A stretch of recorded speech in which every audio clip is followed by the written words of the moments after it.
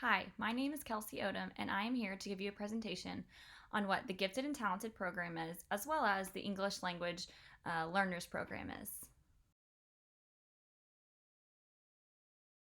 While we're going to cover what both programs mean and what they do, we're going to get started with the Gifted and Talented program. And in this presentation, I'm going to go over how these program is monitored, what it does, how it picks out the different students to qualify for the program, and much more. So let's begin. What is Gifted and Talented program? What does it mean? Who qualifies for it? Who monitors it? How are these kids getting the proper accommodations and modifications to best help their learning? So the federal definition is the term gifted and talented, when used with respect to students, children, or youth, means students, children, or youth who give evidence of high achievement capability in such areas as intellectual, creative, artistic, or leadership capacity, or in specific academic fields, and who need services or activities not ordinary provided by the school in order to fully develop these capabilities. So, what this means, in a little more simpler term, is when they did the studies of children who have a higher IQ and are able to process things at a higher level, this gifted and talented program is able to give these students a learning environment that not only challenges them but helps them think critically and problem solve to the highest of their ability. Researching who qualifies for this program, there is a variety of different details as well as qualifications that came about. But more so, there were a handful that repeatedly showed up in every different researching article that was found. And these three qualifications that I found were they exhibit high performance capability in an intellectual, creative, or an artistic area. They possess an unusual capacity for leadership, and they excel in specific academic fields. And what that means is when collecting data and information, how students are performing in the academic field or environment, they are excelling way above other students in the class. So, in order for teachers to get reliable data to ensure that they are qualified for the program, an initial screening has to occur. And what that is it's a admin or teacher with a certification in the gifted and talented area, giving them a partial IQ test, giving them achievement test reviews, questionnaires that are developed maybe by the district, the gifted and talented liaison, or that teacher that is giving that test, and then classwork reviews, as well as teacher input, as well as parents' input. So, what do we provide, and what supports does this program offer to the students? So, while there are a variety of different programs, or not programs, sorry, supports that are offered to each student, a variety that are used for a majority of students are they support depth and complexity. They increase the development of analytical and creative writing skills. They help students build a better command of syntax. They improve students' use of language, so that's both spoken and written. They support writing development across content areas, so that's ranging from math to science, social studies, and English language arts. They align with the state curriculum, so they are still in line with all of the TEKS that must be accomplished. And then they prepare a student for rigorous standardized assessment in future professional endeavors.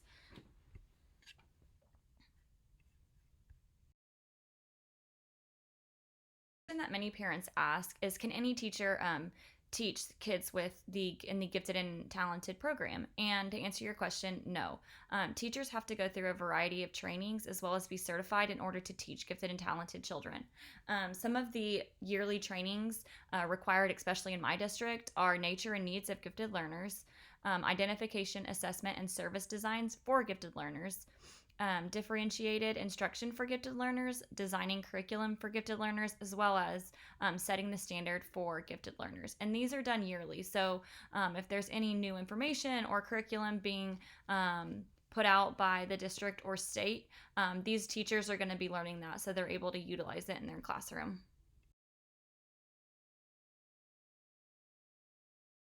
A couple different features that help monitor the program and make sure the students are achieving goals as well as points in the program that they're supposed to be at or hopefully aim to be at are SMART goals is one. And what that means is the S stands for specific, M is measurable, A is attainable, R is realistic, and T is timely. So when producing these goals, teachers really make sure they align with the acronyms of the word. So SMART, all the letters stand for different things. The other things that are in place for the program monitoration is teacher/student evaluations as well as reevaluations. And what these are just making sure that not only the teacher feel like the student is progressing and utilizing their IQ to the highest of their potential, but the student is also feeling like they are accomplishing different areas within that gifted and talented program. To ensure that students within the program are getting differentiation between each kid, every student learns different. So, strategies as well as content projection are often deferred based on students. So, in this, they have three different strategies: it's the process, the product, and the content. And within those three different strategies, there's examples, there's what the classroom should look like per strategy area, as well as specific examples to generate what different situations would look like if they were falling in that cognitive and creative, or not creative, critical thinking strategy area. A lot of these learners have highly succeeded from these strategies, and they have been highly effective as of now. The different strategies and what classrooms look like are constantly evolving. So when teachers are getting their yearly trainings, they are also learning new strategies as well as different setups and different not curriculum, but learning styles that they can help with each student. So, while there are a variety of different instructional approaches that are used in the Gifted and Talented program, the most effective strategies that we've seen in our classrooms that are geared toward gifted and talented students are, for one, the Science Olympiad. It's really geared towards helping students think critically as well as problem solve. And that we also have a Math Olympiad, and these are very similar as far as, yes, they may be different content areas, but they're still enabling those students to critically think as well as problem solve. The other thing we have for an approach is the debate team. All of these are optional, but they are a way for kids to get out there and use their thinking skills to the best of their ability. We have push in and pull out for extension of content. So we actually have paraprofessionals or teachers that are certified go in and ensure that those students are getting challenged to the best of their ability. We also have the pupil response techniques for active learning, and then we provide open-ended and self-regulated activities, so those students are really able to critical think in different content areas and show us what their different creative ideas are in different scenarios. The last but not least one is the parallel curriculum. While there are so many effective classrooms and teacher presentations that gifted and talented students are receiving daily, there are some common mistakes that teachers make. As we are human, we do make mistakes, but there's also ways to avoid those. So one of the common mistakes that happens not quite frequently, but more than normal, is at times students get labeled as gifted and talented because they are highly excelling in a class. Just because they're highly excelling doesn't necessarily mean they're classified as a gifted and talented student. So without properly going through the steps to see if a student qualifies, one may not place a student in the gifted and talented program. If you think someone's gifted and talented, document. There's never enough data that you can take. So that is key and essential in the process of getting a kid classified and in the gifted and talented program. The other common mistake we see is when teachers see a student in the gifted and talented program, they give that student a mass amount of work, thinking that because they're so intelligent, they can complete this work. And just because a student is in the program doesn't mean they need additional classwork. What it really means is that they just need to be challenged more in depth, whether that be in critical thinking or problem solving. So challenging those students is something that will help increase their IQ, as well as really help them within that program. Have a little bit of a better understanding of what gifted and talented program is and how students excel in it, let's get on to English Language Learners Program. The definition of an English language learner and what the program is it provides an effective bilingual education in English as a second language program for English learners that meet and exceed state requirements. Just like any other program, there are qualifications to get in the EL program. First and foremost, parents must approve for these services to be implemented, or they are not allowed to be implemented. Without the supports of them, the student can still take the TELPAS test, but accommodations and or modifications cannot be implemented. While all of these are essential to the program, you also have to talk to the ESL or English language learner liaison and facilitator to ensure that they are coming in to take detailed data on the student through an observation. And throughout those processes, one can hopefully, if needed, be invited to join the EL program. So, when trying to find a different graphic that would help really better explain how to qualify to be in the EL program, I came upon this graph in my PowerPoint slide that really gave in depth on the process. So, I won't go over all of it as I know that it's very detailed, but in short, there are different steps that you go within this graph. So if the answer is yes, it will lead you one direction. If the answer is no, it will lead you towards another direction. And at the very end, it'll let you know if a student qualifies for the program or if there's a different route that you could go to ensure that student is receiving services that will best help him learn. What do we provide and what services does this program support or offer? So this program really helps students become more proficient in a variety of areas that are ranging not just in different content areas, but things that you can use throughout life. So that's reading, writing, comprehension, and also speaking. So the goal is to be proficient in 2 years. All of that information that is being collected has to be reported to the state every 2 years. However, if you are not at the point where you feel you can graduate from the EL program, you can go an additional 2 years. So it's a 4-year program. The last 2 years just don't, the information just doesn't get reported to the state. So the data that they use for exiting the program is the TELPAS scores, so how students are completing and scoring on those tests. And then teacher as well as parent input.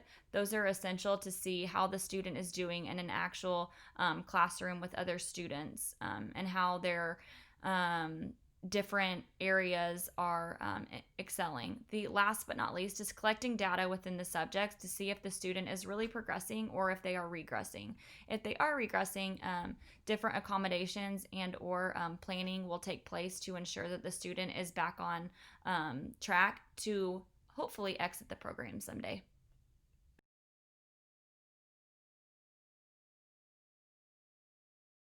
So, just like any other program, the EL program does have to be monitored. The target goals for the students to work for are the main monitoring vision for this program. Just like any other program, each student is a teacher creates goals so the student is able to work towards something to achieve. These services and supports to the kids are monitored by an ESL facilitator, and they can use the variety of different push in or push out models. a teacher that has to be ESL certified, so they are knowing how to teach the student as well as different strategies to help that student succeed. And then a PAC committee, which contains one administrator, one parent or guardian, a classroom teacher, as well as the ESL facilitator. During the ESL program implementation process, there are 5 different core categories that build off of each other. So the 5 categories are program model design, staffing and professional development, instructional design, and that's including lesson planning and curriculum, instructional design, which is including methods and resources, and then family and community engagement. And within these 5 different levels, there are different bullet points that have to be accomplished in order to go on to the next category. You cannot complete the next category without completion of the previous one.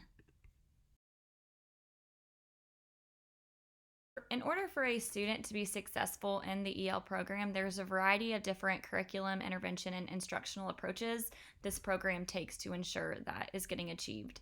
A majority that you'll see within the EL program that students are receiving are graphic organizers, scaffolding, as well as chunking of assignments, tests, or daily work, picture representation of words. So they're not just seeing the words, but they're also seeing what it looks like in picture form.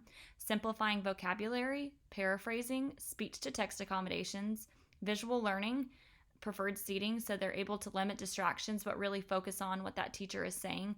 ESL paraprofessional, providing assistance in class just in case they're not truly comprehending material and the teacher can tell that they're needing a little more assistance. She's there to provide that. And then the combination of assignments, so that's the word and pictures. And all of these can be utilized in every content area. They're not specifically one content area where they have to be used. They are successful in every single every single class.